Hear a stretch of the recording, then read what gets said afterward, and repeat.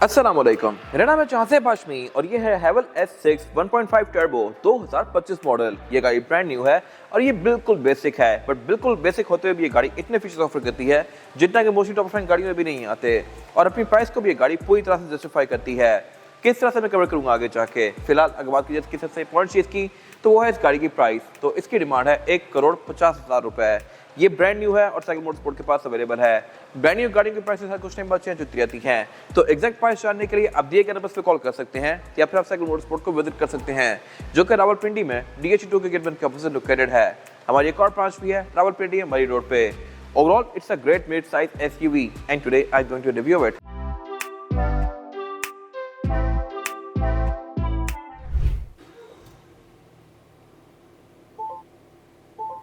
Let's start with the exterior of this car. Although ये गाड़ी बिल्कुल एक बेसिक ट्रिम है, बट स्टिल इसमें फीचर्स अच्छे खासे हैं। इस तरह से कि इसी प्राइस पॉइंट पे आपको मिलती है Civic RS और उसकी हेडलाइट्स LED में होती हैं, लेकिन जो उसके छोटे वर्जन्स होते हैं उनमें हेडलाइट्स हैलोजन वाली आती हैं। 80 लाख प्लस है वो गाड़ी, बट स्टिल हेडलाइट्स हैलोजन में है येलो वाली। तो ये मेरे ख्याल से एक वियर्ड चीज़ है, जो कि इस गाड़ी के केस में सब कुछ PHEV जैसा ही है, मिलता जुलता है। इस तरह से कि हेडलाइट इसमें भी है LED वाली हैं, DRL इसमें भी सेम कंटिन्यू करती हैं, कोई यहाँ पे फ्रिज कम नहीं की गई और फीचर्स भी कम नहीं किए गए। और जहाँ तक बात है हेडलाइट्स की, तो ये भी इसकी फेसलिफ्ट में चेंज की गई हैं। हेडलाइट्स में क्रोम थोड़ा कम कर दिया गया है। पहले ये वाली स्ट्रिप क्रोम की आती थी और इसके अलावा यहाँ पे क्रोम थोड़ा सारा होता था, बट इसमें अब क्रोम काफ़ी हद तक कम करके इसको काफ़ी ब्लैकआउट कर दिया गया है। पहले वाली हेडलाइट्स ये हैं, इनमें अगर आप गौर करें तो यहाँ पे सिल्वर कलर की एक स्ट्रिप दी गई है और उस पर क्रोम है, और यहाँ पे भी थोड़ा सारा क्रोम है, उस पर ये दोनों चीज़ें ब्लैकआउट कर दी गई हैं, तो उसके लुक थोड़ी तरह चलती आती है। And same goes side profile, यहाँ भी सब कुछ वैसे ही दिया गया है जैसे कि टॉप ऑफ लाइन वर्जन में आता है। इवन बेसिक होते हुए भी इस गाड़ी में रिम 19 इंचेस के हैं। प्राडो में भी TXL में रिम 19 इंचेस के आते हैं, TX 18 या 17 इंचेस के रिम ऑफर करती है, जबकि इसमें इतना बड़ा रिम दिया गया है और यह भी वैसे ही ब्लैक डॉट जैसा कि PHEV में आता है। पहले हैवल के हर वर्जन में अलग अलग रिम आते थे, वो मैं कवर करूंगा डिटेल में आगे जाके, बट अब सब में सेम कर दिए गए हैं। इसको कॉस्ट कटिंग भी कह सकते हैं और एक बेहतर चीज़ भी कह सकते हैं। कॉस्ट कटिंग इस तरह से कंपनी को अब अलग अलग रिम नहीं बनाने पड़ेंगे, हर गाड़ी पे एक ही रिम लगेगा, और कस्टमर्स के लिए मेरे ख्याल से बेहतर चीज़ है क्योंकि सब में टॉप ऑफ लाइन वाला रिम ही आ रहा है। बाकी इसमें जहाँ तक बात है फीचर्स की साइड पे, तो इसमें यहाँ पे नीचे कैमरास दिए गए हैं जो कि आपको इसकी साइड्स का व्यू देंगे। इसमें कैमरा 360 डिग्री है, लेकिन PHEV में 540 आता है, वो गाड़ी आपको गाड़ी के नीचे का व्यू भी देती है। और बाकी इसके अलावा इसमें स्मार्ट एंट्री भी आती है, मैं इसको ये लॉक अनलॉक कर सकता हूँ, और इसकी साइड मेरे ऑटो रिट्रैक्टेबल हैं। गाड़ी को लॉक अनलॉक करने के साथ साथ ही फोल्ड अनफोल्ड होंगे। फिर इसके अलावा ये गाड़ी पैनोरामिक रूफ भी ऑफर करती है, और ये इसके फेसलिफ्ट के बाद वाला वर्जन है जो कि रिसेंटली ही लॉन्च किया गया है। प्री फेसलिफ्ट कार में क्रोम बहुत सारा था, नीचे भी था, यहाँ विंडोज़ के आसपास भी था, और उसके अलावा साइड पे भी एक क्रोम की फ्रिल आती थी HEV वाले वर्जन में, बट इसमें वो फ्रिल भी खत्म कर दी गई है और मोस्टली जगहों से क्रोम भी खत्म कर दिया गया है। तो इसकी साइड से लुक अब बिल्कुल स्टेल्थी सी आती है, और अब वैसी ही है जैसा कि लोग चाहते हैं, वरना पहले लोग क्रोम को लेकर ब्लैकआउट करवाया करते थे। और जहाँ तक बात है इस गाड़ी के रेयर एंड की TV फेसलिफ्ट के बाद थोड़ा इंप्रूव किया गया है। मुझे वैसे पर्सनली प्री फेसलिफ्ट वाला लुक ज़्यादा पसंद था, जिसमें taillights end to end continue करती थी, और कुछ लोगों को ये भी ज़्यादा पसंद आया है। आपकी क्या राय है कमेंट सेक्शन में मेंशन कीजिएगा। अब ये लुक काफ़ी हद तक BMW से इंस्पायर्ड लगता है। iX की बैक कुछ हद तक ऐसी ही है। बाकी बैक पे इसमें फीचर्स ठीक हैं, यहाँ पार्किंग सेंसर्स दिए गए हैं, और इस वर्जन में पार्किंग सेंसर सिर्फ बैक पे आते हैं, फ्रंट पे नहीं आते, लेकिन टेलगेट्स गाड़ी पावर्ड है, तो ये मेरे ख्याल से अच्छी चीज़ है। अनलॉक करने पर टेलगेट ऑल द वे जाएगा लाइक दिस, और ये गाड़ी में टॉप ऑफ लाइन वर्जन ही क्यों ना हो 5 सीटर ही आती है। 7 सीटर वाला ऑप्शन इसमें है नहीं, लेकिन 7 सीट्स वाली गाड़ियाँ भी कोई बहुत ज़्यादा प्रैक्टिकल होती नहीं है। थर्ड और सीट में लोग कोई कंफर्टेबली बैठ नहीं सकते। बाकी जहाँ तो बात है इस गाड़ी की, तो डिग्गी इसकी अच्छी खासी स्पेशियस है, प्लस स्पेयर टायर भी ऑफर करती है और अपनी जगह पे ऑफर करती है, जबकि इसके जो हाइब्रिड या PHEV वर्जन है उनमें स्पेयर टायर यहाँ ऊपर पड़ा होता है, क्योंकि नीचे यहाँ पे उसका बैटरी पैक होता है। बाकी इसकी ट्रंक कैपेसिटी इटसेल्फ भी स्पेशियस है, लेकिन अगर आप इसको स्पेशियस बनाना चाहते हैं तो बना सकते हैं रेयर पेंसिल को फोल्ड करके। बाकी यहाँ पे ये प्रॉपर ट्रंक सेपरेटर वगैरह सारा कुछ दिया गया है। रेयर फॉग भी ये गाड़ी ऑफर करती है, और इसके अलावा इसमें जो स्पॉइलर है ये मेरे ख्याल से पहले से बेहतर है। पहले HEV का स्पॉइलर 4 अलग अलग लाइट्स के साथ आया करता था, और वो मेरे ख्याल से वियर्ड लगता था। ये स्पॉइलर बहुत बेहतर है, इसमें एक ही LED बार कंटिन्यू करता है एंड टू एंड। और जहाँ तक बात है इस गाड़ी के इंटीरियर की, तो इसमें काफी सारे रूम्स ऑफर होते हैं।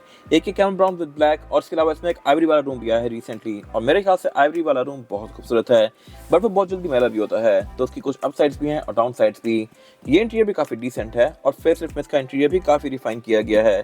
सबसे नोटिसेबल चीज जो है इंटीरियर में वो है इसकी इतनी बड़ी सारी स्क्रीन। ये स्क्रीन फीचर्स के लिहाज से काफी इक्विप्ड है और काफी हद तक टेस्ला से इंस्पायर्ड है। टेस्ला में भी इसी तरह के अलग अलग मोड्स आते हैं, और इसके अलावा वो गाड़ी भी मीटर में आपको आगे वाली गाड़ियां शो करवाती है। ये पहले शो नहीं करवाती थी, बट ये फीचर भी इसमें अब आ गया है। इसके अलावा गाड़ी की आप मोस्टली चीज़ों को इसी स्क्रीन से कंट्रोल करेंगे। अगर आप बैठ सारी पहले आप हेडलाइट का कंट्रोल ढूंढते हैं, तो हेडलाइट की कंट्रोल आपको ना यहाँ मिलेगा, ना यहाँ, ना कहीं और। हेडलाइट्स आप यहाँ से ऑन करेंगे। ये मेरे ख्याल से थोड़ी सी वियर्ड चीज़ है, कुछ चीज़ें फिजिकल छोड़नी चाहिए थी। और हेडलाइट यहाँ पे लाने की वजह यह है कि यहाँ पे जहाँ पहले हेडलाइट थी वहाँ पे इसका गियर आ गया है। ये चीज़ मेरे ख्याल से बेहतर है। मर्सिडीज की मोस्टली गाड़ियाँ गियर ऐसी ऑफर करती हैं और ये काफ़ी कन्वीनियंट है गाड़ी को ड्राइव करते टाइम। अगर लेट्स सपोज आप गाड़ी को चला रहे हैं, रिवर्स कर रहे हैं बार बार, मतलब छोटी सी जगह पे मोड़ रहे हैं, तो आप बार बार आगे पीछे करते हैं, तो वो आप सिंगल हैंडल्ड यहीं से ही कर सकते हैं। ये काफ़ी कन्वीनियंट मोड है, इसको कॉर्नर शिफ्ट कहते हैं। और इसके अलावा बाकी जो ये वाला पैनल है ये भी काफ़ी हद तक फ्री अप कर दिया गया है। पहले इस वाले पैनल में यहाँ पे गियर सेलेक्टर होता था जो कि यहाँ मूव हो गया, और यहाँ हैंड ब्रेक का बटन होता था जो कि अगेन अब गायब कर दिया गया है। इसके पूरे इंटीरियर में आपको हैंड ब्रेक नहीं मिलेगी, और इसकी वजह यह है कि इसकी हैंड ब्रेक भी ऑटोमेटिकली रिलीज होती है सीट बेल्ट लगाने से। जब तक आपकी सीट बेल्ट नहीं लगी होगी या दरवाजे सारे बंद नहीं होंगे तो गाड़ी नहीं चलेगी, और ये चीज़ शुरू में हर बंदे को पहले तंग करती है। खैर, इसकी आपको आदत हो जाएगी। By the way, parking brake को मैनुअली रिलीज करने का एक ऑप्शन है, वो आप यहाँ से स्क्रीन से जाके कर सकते हैं। बेशक दरवाजा खुला हुआ भी हो, ये सीट बेल्ट ना लगी भी हो, तब भी आप इसको यहाँ से जाके स्क्रीन से मैनुअली रिलीज कर सकते हैं।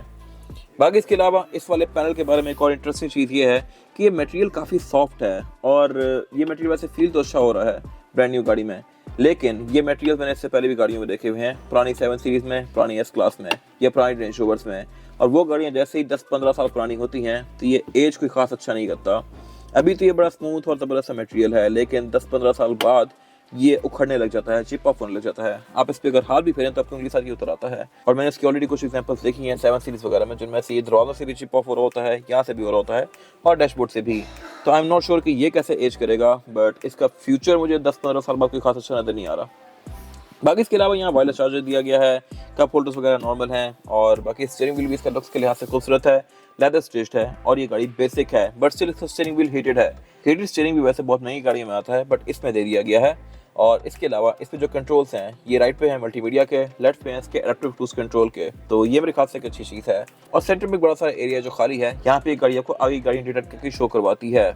इसके अलावा बाकी डैशबोर्ड इसका ओवरऑल साइज के लिहाज से सेम ही है सब वर्जन्स में, लेकिन जो ये पीछे पहाड़ बना हुआ है इसके मीटर के, इसमें तो ये ब्लैक है, लेकिन इसके बड़े वर्जन्स के अंदर यहाँ पे हेडसेट डिस्प्ले आता है। बाकी इससे पीछे वाले जो एरिया की बात है, यहाँ पे सेंटर कंसोल दिया गया है, सीट्स इसमें पूरी ही लेदर की फिनिश में हैं ये पूरी ही सिंगल ही, जबकि इसके बड़े वर्जन्स के अंदर ये परफोरेटेड आती हैं, उनमें पंच होल्स होते हैं जहाँ से वो सीट्स आप पे हवा थ्रो करती हैं। और ये गाड़ी बेसिक है, और इसमें ड्राइवर की सीट इलेक्ट्रॉनिकली एडजस्टेबल है, पैसेंजर की मैनुअल है, आप इसको हाथ से आगे पीछे करेंगे, बट स्टिल ये बेहतर है कंप्यूटर सिविक वगैरह जो कि इस प्राइस में मिलती हैं आपको, उसमें दोनों सीट्स मैनुअल होती हैं। बाकी सीट्स वाला लेदर इसके डोर्स में भी कंटिन्यू किया गया है, विंडोज की चारों की सिंगल टैप वाली हैं, साइड मिरर इसमें ऑटो रिट्रैक्टेबल हैं, और ये ब्लाइंड स्पॉट मॉनिटर्स भी ऑफर करते हैं।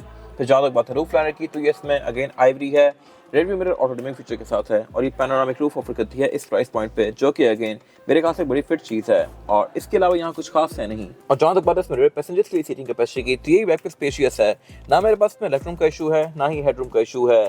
फीचर्स भी यहाँ पे बहुत ज़बरदस्त हैं, और फील भी काफ़ी प्रीमियम है। फीचर अच्छे इस तरह से हैं कि यहाँ पे एयर वेंट्स दिए गए हैं, पावर आउटलेट्स हैं, सेंटर कंसोल है, और इसके अलावा ये गाड़ी बैक पे एयर बैग्स भी ऑफर करती है।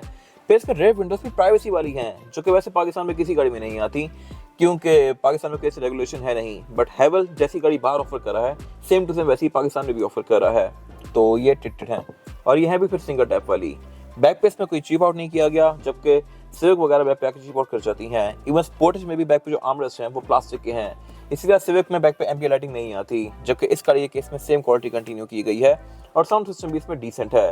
फिर इसके अलावा कॉटन क्लास में अच्छे खासे मैसेज आते हैं, ये कर्टन एयरबैग्स यहाँ पे दोनों साइड्स पे दिए गए हैं, और बाकी इसमें child seat support, rare seat को आप फोल्ड भी कर सकते हैं, और इसमें सीटिंग पोस्चर भी अच्छा है, बैठना निकलना भी इसमें से आसान है क्योंकि आपकी हाइट पे ही है। और जहाँ तक बात है इस गाड़ी के इंजन की, तो इंजन में बहुत सारे आते हैं, but being a basic trim इसमें इंजन 1.5 लीटर टर्बोचार्ज पेट्रोल है। 1.5 टर्बो होते हुए भी ये गाड़ी 182 हॉर्स पावर प्रोड्यूस करती है with 250 newton meter of torque, जो कि एक अच्छा परफॉर्मेंस फिगर है बॉडी साइज के लिहाज से। शायर के लिहाज से ये बिल्कुल सफिशिएंट है। ऑब्वियसली ड्राइव रेसिंग वगैरह तो आपने इस पर करनी नहीं है, बट अगेन ये आपको खास डिसअपॉइंट करेगी नहीं है। ये गाड़ी फ्रंट व्हील ड्राइव ये आपको 11-12 की एवरेज आसानी से दे सकती है, जो कि इस कैटेगरी की बहुत सारी गाड़ियों से बेहतर है। MG इससे कम एवरेज देती है, स्पोर्टेज की बीच के आसपास ही होती है, जबकि ये गाड़ी साइज के लिहाज से उनसे ज़्यादा बड़ी है, ज़्यादा पावरफुल भी है, और फ्यूल इकोनॉमिकल भी है। फिर इसके अलावा इसके जो बड़े वर्जन्स हैं उनमें जो इंजन आते हैं वो है 2.0 लीटर टर्बो, और वो गाड़ी ऑल व्हील ड्राइव होती है। फिर इसमें उससे ऊपर एक वर्जन आता है HEV, जो कि काफ़ी पहले से आ रहा है पाकिस्तान में, और वो गाड़ी फ्रंट व्हील ड्राइव होती है, लेकिन वो गाड़ी 1.5 लीटर टर्बो चार्ज हाइब्रिड होती है, और वो गाड़ी 247 हॉर्स पावर प्रोड्यूस करती है। फिर उससे भी ऊपर एक वर्जन आ गया है PHEV, और वो गाड़ी इंसेनली फास्ट है। खैर उनके रिव्यूज़ मैंने किए हुए हैं। फिलहाल जहाँ तक बात है इसकी, तो इसके पार्ट्स आपको पाकिस्तान में इजीली मिल जाएंगे। इसका पुराना वर्जन ये खड़ा हुआ है, और ये गाड़ी भी 3-4 साल से पाकिस्तान में चल रही है और ये भी अभी तक बिल्कुल सही जा रही हैं। तो ये गाड़ी भी आई एम श्योर कि आगे काफ़ी टाइम लास्ट करेंगी। बाकी इसके अलावा इसमें ABS, traction control, drive modes ये सब तो आते ही हैं, लेकिन इसमें वायरिंग भी सारी बॉश की है, तो इसमें सारा क्वालिटी काम किया गया है। बाकी इसके अलावा बॉन्ड पे इंस्टॉलेशन आती है, ओपन या हाइड्रोलिक से नहीं होता, स्टैंड से होता है। अगर होता तो मेरे ख्याल से अच्छी बात थी। और जहाँ तक बात है इसके टायर साइज की, तो इसमें टायर साइज है 225, 55 और 19 प्लस टायर भी इसमें हैंकॉक का है, जबकि इसी प्राइस पे आपको सिविक मिलती है और उसमें टायर होता है तो 17 इंचेस का, और इसके अलावा वो पे टायर होता भी जनरल का है, तो ये उससे बहुत बेहतर है और काफ़ी बड़ा भी है। और ये साइज़ वैसे SUV में आता है, जैसा कि मैंने पहले बताया था प्रायोरिटी XL में। और बाकी इसके अलावा इसमें रिम्स भी काफ़ी खूबसूरत हैं। इससे पहले इस पर 4 अलग अलग रिम आते थे। 1.5 में रिम छोटा होता था, जो कि ये वाला रिम है। फिर इसमें 2.0 में रिम पूरा सिल्वर आता था, लेकिन साइज ये होता था। फिर HEV में ये वाला रिम आता था, लेकिन ब्लैक होता था। और PHEV में फिर ये वाला रिम आता था, लेकिन अब across all the variants rim same ही कर दिए गए हैं। ये मेरे ख्याल से काफ़ी अच्छी चीज़ है।